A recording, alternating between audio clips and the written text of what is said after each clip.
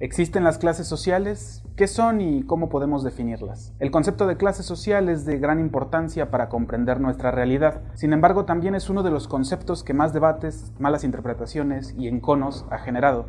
Para algunas personas, las clases no existen, sino que constituyen meros dispositivos ideológicos de grupos políticos para capitalizar sus movimientos y organizaciones. Para los que opinan así, la sociedad suele ser entendida como un mero conglomerado de individuos, mismos que no se explica de dónde surgen, pero que se asume que son responsables de su propia suerte.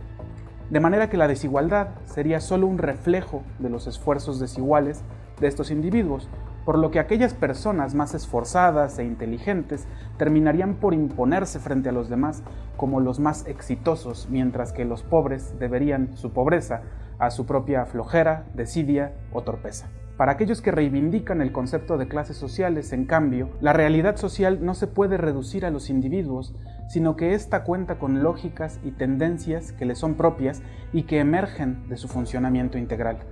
Desde esta segunda perspectiva, aunque la sociedad está constituida necesariamente por personas de carne y hueso, los individuos no pueden entenderse como el principio de la sociedad, pues estos mismos son, en parte, un producto histórico de ella. Ninguna persona nace sabiendo hablar, ni con sus gustos, creencias, valores, preferencias, destrezas y proyectos de vida ya preestablecidos. Todas estas cosas solo las desarrollamos por nuestra convivencia con los demás. Ni siquiera funciones psíquicas como nuestra inteligencia, capacidad de abstracción, creatividad han podido madurar por sí solas, sino que han requerido del concurso de otras personas para desarrollarse. La idea fundamental aquí es que la sociedad existe y no solo determina nuestros modos de vida, sino que también define, en gran medida, nuestra individualidad. En este sentido, y siguiendo estas ideas, las clases sociales podríamos entenderlas en lo general como relaciones sociales históricamente formadas que nos ayudan a explicar los modos de vida de los diferentes sectores sociales, la producción y reproducción de distintas desigualdades, la pobreza e incluso ciertas formas de dominación. Sin embargo, no hay un consenso sobre cómo entender las clases sociales. Por lo mismo, a continuación esbozaré solo las ideas principales de la concepción marxista. Para esto me he basado en textos como el Manifiesto del Partido Comunista, la introducción de los Grundrisse y El Capital, además de otros trabajos como Approaches to Class Analysis y Class Counts de Eric Olin Wright. Otra aclaración importante es que en este video me centraré en las clases desde el punto de vista económico y no abordaré el problema de su activación y conformación política ni de lo que se suele denominar conciencia de clase. Para Marx, el concepto de clase social está referido a una relación de explotación. Pero esta relación, a su vez, está fundada sobre tres relaciones adicionales, cada una con un desarrollo histórico propio. Estas relaciones son las de propiedad privada, intercambio mercantil y libertad jurídica. En su configuración particular, estas tres relaciones son las que permiten que, por un lado, haya propietarios interesados en la producción de mercancías, y por el otro, un amplio sector de la sociedad sin medios de subsistencia, pero con la libertad de vender su fuerza de trabajo. En pocas palabras, la propiedad privada, el intercambio mercantil y la libertad jurídica marcan la pauta para el surgimiento del mercado de trabajo. Y es en este mercado donde ocurre el tipo de explotación que Marx considera crucial para explicar el modo de producción capitalista, la del trabajo asalariado. Este tipo de explotación, como cualquier otra, consiste en la apropiación de trabajo ajeno, solo que en este caso tal apropiación ocurre mediante la libre contratación. Lo que Marx en El Capital trata de explicar es, entre otras cosas, cómo se establecen y se comportan las relaciones mercantiles, cómo surge la moderna propiedad privada y la libertad jurídica, cómo ocurre el proceso de explotación de la fuerza de trabajo, cómo es que esta explotación se agrava o se atenúa según las variaciones cíclicas en el desarrollo del capital y en función del poder de negociación de los trabajadores, y cómo se distribuye el excedente entre los distintos capitalistas. Dicho brevemente, en El Capital Marx explica el origen histórico-social de la explotación asalariada y cómo ésta es el corazón de todo un sistema económico que, de manera vertiginosa, turbulenta y desigual, desarrolla la economía mundial en una carrera por maximizar las ganancias de la clase burguesa. A ver, este primer esquema nos dice, entonces, que en el capitalismo hay dos clases en torno a una relación de explotación, la burguesía y el proletariado. Para Marx, esta relación va a ser el eje articulador de todo el modo de producción y por tanto va a ser la causa última de muchas de sus contradicciones, como el carácter cada vez más social de la producción versus la apropiación privada de la riqueza producida, o el inusitado aumento y concentración de las riquezas, acompañado de una tendencia más o menos acentuada a la precarización laboral, el desempleo y como respuesta a estos, la informalidad. Para comprender las contradicciones esenciales del capitalismo, el esquema de dos clases sociales es suficiente.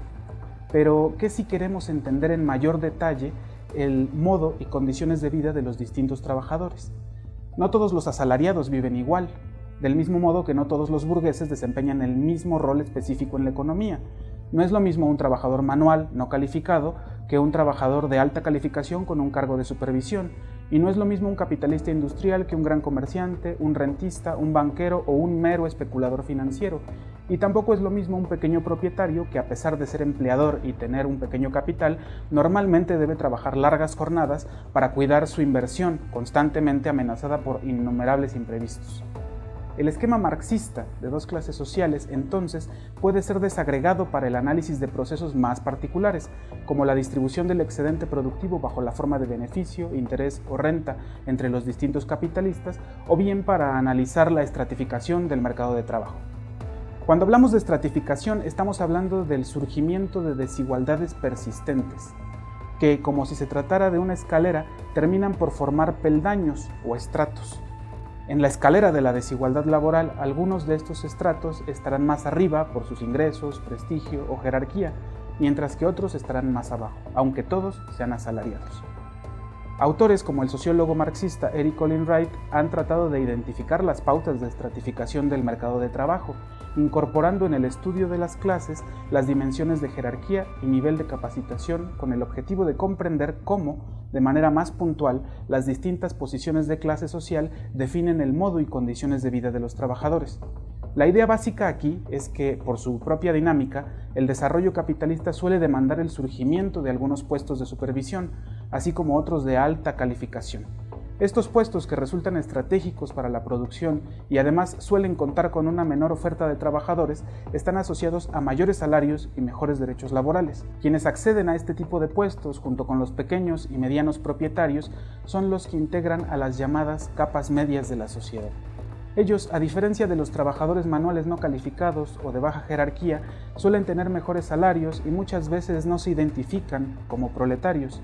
Algunos de ellos, además, suelen servir de ejemplo a los defensores del mito meritocrático, quienes dicen que lo único que se necesita para salir adelante es estudiar y echarle ganas.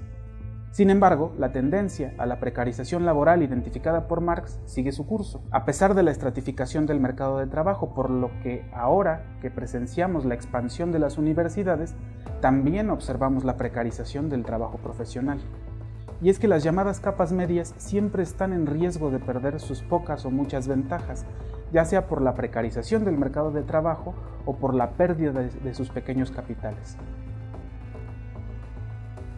En síntesis, vimos que, así como la sociedad es más que la suma de individuos, las clases sociales son uno de los rasgos de la sociedad que pueden ayudarnos a explicar fenómenos como la desigualdad, la pobreza y los modos de vida de la gente.